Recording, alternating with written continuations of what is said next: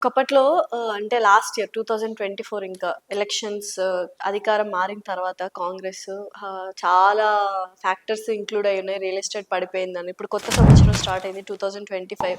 So 2025లో real estate ఎలా ఉంటుంది? Especially హైదరాబాద్‌లో. డెఫినెట్ గా మీరు అబ్జర్వ్ చేయగలిగితే రియల్ ఎస్టేట్ అనేది పడిపోలేదండి. రియల్ ఎస్టేట్ లో ఎవరు అంటే మిడిల్ క్లాస్ పీపుల్, లో middle class people, high class people, below high class people, వీళ్ళు మీరుగా బాగా పర్ఫెక్ట్ గా ప్లాన్ చేసుకోగలిగితే, ఫర్ ఎగ్జాంపుల్ 5 నుంచి 20 లక్షలు 30 లక్షల లోపు కొనే వాళ్ళ సంఖ్య తగ్గింది. కోటి నుంచి 2 కోట్లు పెట్టగలిగే వాళ్ళ సంఖ్య పెరిగింది. ఇక్కడ రియల్ ఎస్టేట్ పడిపోలా.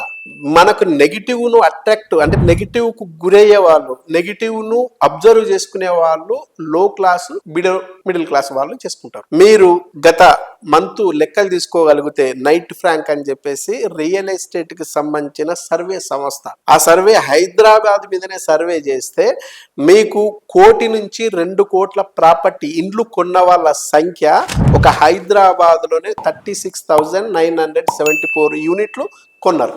గత ఏడాదితో పోలిస్తే ఈ ఏడాది దాదాపు 12% పెరిగింది. ఇక్కడ రియల్ ఎస్టేట్ తగ్గల. మీకు తగ్గిందంతా ఎక్కడ?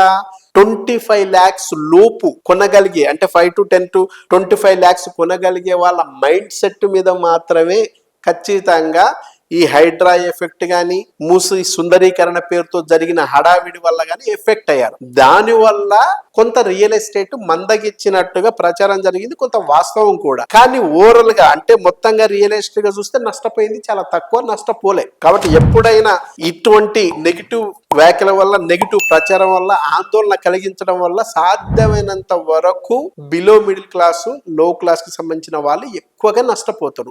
వాళ్ళ వాయిస్ ఎక్కువ మాట్లాడుకోవడానికి సోర్స్ ఉంటది కాబట్టి నెగిటివ్ జరుగుతున్నట్టు ప్రచారం జరుగుతుంది. కాబట్టి దానివల్ల పెద్దగా ఉపయోగం లేదు, దానివల్ల ఎఫెక్ట్ కూడా తక్కువ.